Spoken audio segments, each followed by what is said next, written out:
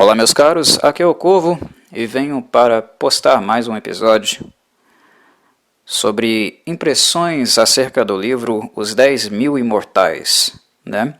O livro da série Tomb Raider, que foi publicado, produzido após a também publicação, do primeiro game do reboot, Tomb Raider, que se passa justamente logo após, não muito tempo depois dos eventos em Yamatai, e que está lidando com uma Lara que colhe, digamos, os efeitos colaterais, os traumas que aquela experiência em Yamatai causou nela.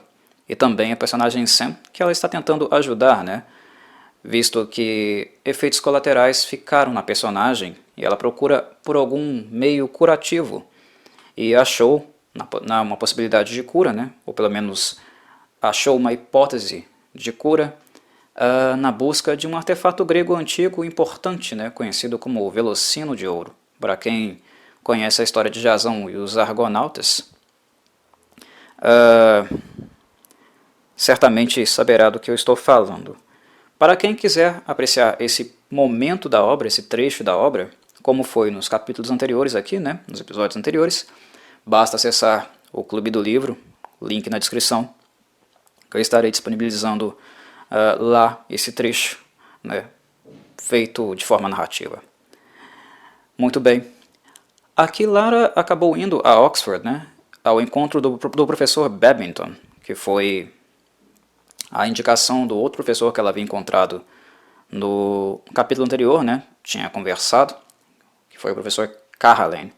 Babington, no caso, seria uma sugestão mais precisa, porque ele é um arqueólogo que dá aula, leciona em Oxford, e que é mais especializado, o campo de conhecimento dele, a Grécia Antiga, que é justamente o âmbito, o campo, onde se situa o mito do Velocino de Ouro.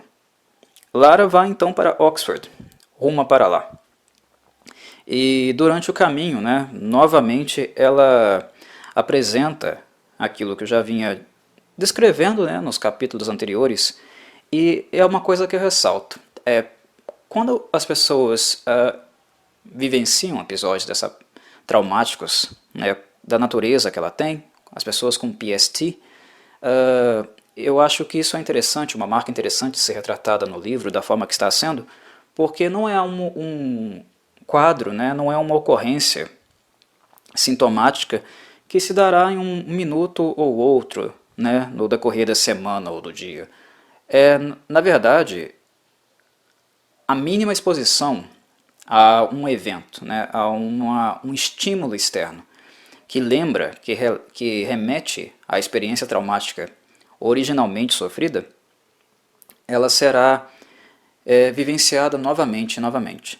Então, cada vez que Lara se aproximar de fenômenos que arremetem à violência que ela sofreu em Yamatai, ela terá um episódio de ansiedade muito grande.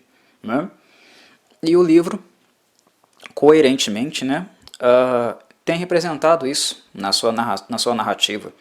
Tem nos mostrado que isso é uma constante, um sofrimento basicamente quase diário de Lara, porque quando ela se expõe, quando ela sai de casa, ela precisa transitar, e trabalhar, seguir a sua vida, ela acaba ficando próxima de multidões, de homens fortes, viris, que nós vimos aqui nesse episódio, que são características físicas que também arremetem àqueles homens que a violentaram, que tentaram matá-la em Yamatai, na ilha de Yamatai. Então, o estímulo em si ele é generalizável, ela vê em mataias e naqueles capangas, ela os enxerga em praticamente todas as pessoas que têm um perfil aproximado daquilo, e a ansiedade vem à tona, a ansiedade desperta nela. E aqui aconteceu novamente, no metrô que ela estava tomando para ir em direção a Oxford. Ela está num vagão relativamente vazio, com poucas pessoas, e apenas o simples fato de um sujeito sair de um vagão vazio da frente e vir para o dela já a coloca num estado de novo de ansiedade. E nós percebemos nesse capítulo que a ansiedade dela é tão grande que ela não consegue se controlar, mesmo se sugestionando, né, tentando racionalizar que aquilo não faz muito sentido, né? Mesmo ela sabendo que o que ela está vivenciando trata-se de uma ansiedade, né, em virtude do quadro dela, ela precisa de provas, ela precisa provar para si que não se trata do que ela está pensando, senão ela não consegue descansar, ela não consegue relaxar, né? Então é realmente um quadro muito crônico que a Lara tem. E ela lida com isso também indo disfarçadamente, para que o sujeito não perceba, né, para outro vagão, ficar com alguns estudantes que estavam rumando para Oxford também, né, com uma estudante chamada Willow, um estudante de arte, e outros rapazes, né, tinha um químico lá, entre eles, estudantes de graduação, né, ela fica ali conversando com eles e tal, inclusive em um momento de parada, né, do metrô, do trem, ela tem a necessidade de pedir para um deles segurarem a porta para ela poder voltar, ela sai, vai até no vagão seguinte e tira uma foto do sujeito, para que dessa vez ela tenha algum registro de comparação caso algum evento futuro volte a acontecer. Ela lamenta o fato de, no primeiro momento, né, quando ela esteve anteriormente paranoica com alguém estar seguindo-a, né, que foi aquele caso do sujeito com o chapéu de beisebol, né, ela lamenta o fato de ela não ter tirado uma foto antes, para fazer um comparativo e ver se não se tratava da mesma pessoa, né? Ou seja, o livro está nos mostrando cada vez mais que o quadro de Lara, né, a situação de Lara Croft é realmente mórbida, né, tende para o mórbido. Lara realmente precisa de ajuda, ela precisa tratar essa questão em algum momento. E infelizmente, né, a história não tem deixado isso acontecer. Lara é uma pessoa um pouco resistente, nós vimos que ela já estava fazendo terapia quando o livro começou, né, que ela era um pouco resistente à ideia de que ela estava frágil de alguma maneira, né, ela não estava querendo aceitar que ela tem PST, mas o fato de ela ter que procurar, né, uma opção para a Sam, né, os eventos de Yamatai terem retornado com a ameaça de que Himiko ainda esteja no corpo dela, faz com que Lara também não trate disso diretamente. Ela se ocupa de alguma forma, né, ela se coloca em movimento, isso de alguma forma é importante, mas ao mesmo tempo essas coisas ficam debaixo do tapete, né, e vão acarretando tensões, né, paranoias para ela durante o percurso. Em Oxford, ela finalmente encontra o professor Babington, né, e conversa com ele, mas como já era esperado, né, o professor também tem uma abordagem muito científica acerca do assunto, né, ele desacredita na história, no mito do Velocino de Ouro e tenta explicá-lo por vertentes práticas, né, vertentes mais pragmáticas, embora ele afirme não ser pragmático, né, mas ele é bastante. E não é algo surpreendente, não é algo que surpreende, né, porque levando-se em consideração o perfil do professor que o indicou, é bem provável que esse professor indicaria alguém com as mesmas características dele. Isso no mundo acadêmico acontece bastante, né? Professores com a mesma metodologia tendem a gostar, né, uns dos outros e a rechaçarem todos que têm uma vertente diferente da deles, uma via de análise deles, né? É um ambiente de muita vaidade, né, de muita arrogância também.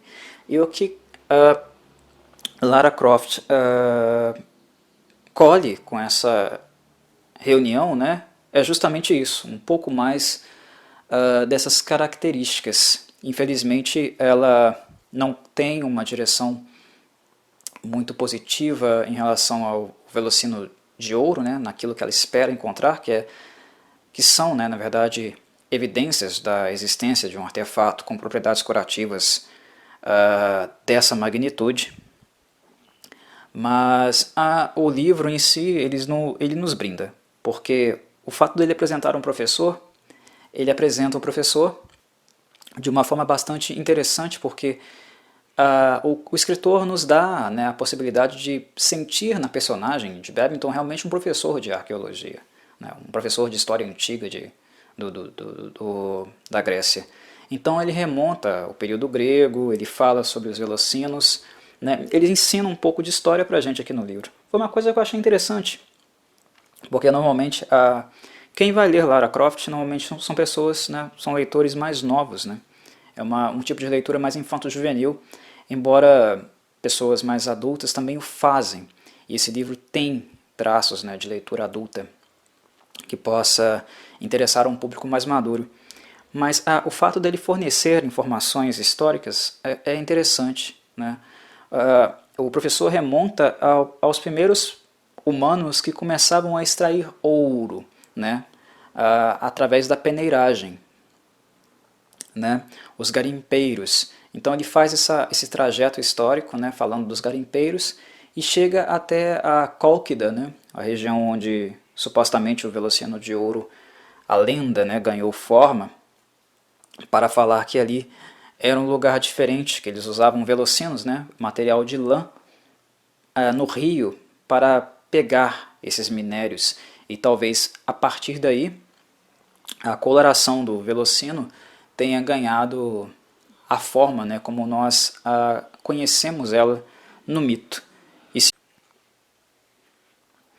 E segundo ele, né, não houve apenas um velocino dessa forma, né? Houve então vários velocinos porque era uma prática de garimpagem que usava velocinos, material de lã, para colher, né, ouro.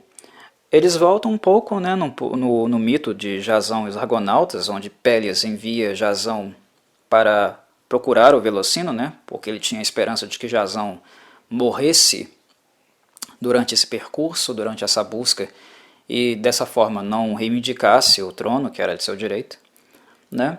E eles remontam, eles fazem menção ao conto, né, ao mito, também de forma interessante para mostrar que talvez o Velocino possa ter tido algum lugar, né, algum prestígio social, né? Talvez o Velocino tivesse funções além das curativas, é uma das coisas que também são levantadas aqui.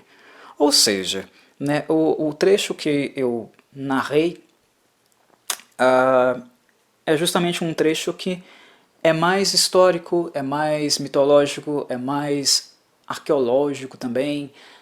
É um trecho do livro que eu achei interessante porque ele apresenta conteúdo informativo. Pode não ser o estilo tradicional Lara Croft de ser, né, que nós encontramos nos games, mas até então tem sido um livro com bastante informação interessante, para quem gosta mesmo de conhecimento, né? Mas enfim, Lara Croft não consegue o que ela queria, de fato, com esse professor. Mas ela acaba conhecendo, né? E até por indicação do professor mesmo, ele pediu para que ele acompanhasse algumas de suas palestras, ela acaba conhecendo um dos estudantes dele, né? Um dos orientandos dele, que também estuda a Cólquida, que é justamente a região onde o mito do Velocino de Ouro remonta, né? E através desse papo com esse orientando do professor, né, do professor Babington, que é o Kenneth, ela encontra uma outra pessoa que tem uma abordagem um pouco mais romântica, né, que o professor Babington, na verdade, usa esse termo, né, ele usou esse termo de forma pejorativa. Mas é uma pessoa que tem uma abordagem mais romântica sobre objetos mitológicos. Ele tem uma conversa interessante com Lara, porque ele nos mostra também, né, isso inclusive é um campo da antropologia, né, um aspecto da antropologia, campo não, um aspecto da antropologia, onde alguns autores nos mostram que alguns objetos arqueológicos, eles não são objetos comuns, né? Um objeto X, na verdade, ele não é um objeto X comparado a outro X. Um objeto que perdura historicamente e se torna um artefato, normalmente ele ganha propriedades especiais. propriedades que não eram a priori parte dele, mas são fruto de um contato, de uma crença, né, de uma significação produzida por aquele povo que o objeto originalmente foi manuseado, exposto, né? Ele dá um exemplo, por exemplo, de J.R. Tolkien, né? O Tolkien, ele conta, né? Ele pega um guardanapo na mesa, eles estão conversando num restaurante, né? Próximo da universidade. Ele pega um guardanapo na mesa e mostra o guardanapo para Lara, né? E fala, né, que aquilo seria um papel. E como todos os guardanapos do mundo, né, a princípio ele é um guardanapo como qualquer outro e que está suscetível, né, à deterioração, ao desaparecimento, né, a ser excluído, descartado. É a função dele. Mas se o Tolkien estivesse sentado naquela mesa e escrito naquele guardanapo, escrito algum termo élfico que ele estava criando, e desse esse guardanapo para o Kenneth, né, hoje, né, várias décadas depois do feito, aquele guardanapo, se o Kenneth tivesse guardado, poderia ser considerado um simples guardanapo qualquer, né? Se o guardanapo é X, ele é igual a todos os outros X guardanapos do mundo? Não, porque aquele guardanapo ele ganhou uma marca do autor que também vai de encontro a toda uma simbologia, a todo um valor histórico, a todo um significado que, em virtude da obra que ele produziu, né, esse guardanapo ele teria sido embanhado por essas coisas, por esses significados. Isso cria algo além de um guardanapo, mas um guardanapo, um artefato com propriedades especiais diferentes daquelas que os guardanapos originais, né, os objetos originais, a tiveram. Kenneth acredita nisso, né, como Lara, ele também acredita nisso, que alguns objetos possam ter assumido propriedades especiais e se diferenciado uns dos outros. Ou seja, se existiam velocinos que eram usados para a prática do garimpo na Cálquida, certamente, dentre esses velocinos, que são X, deve ter algum velocino com uma propriedade especial, um X especial, né? Por que não? Por que isso seria impossível? Quando Lara tem contato com um sujeito com essa visão, né, com essa perspectiva, com essa abordagem metodológica, ela já encontra aí talvez um possível parceiro para indicá-la e apontá-la para um caminho mais palpável e tátil na busca desse velocino de ouro que pode servir para ajudar Sam, né, de alguma maneira. E é aqui, né, que eu parei a minha narração, eu parei a minha abordagem do capítulo e também termino aqui a minha análise, né, do que nós vimos acerca desse trecho que narrei. Muito bem, meus caros, nos vemos na próxima. Até breve.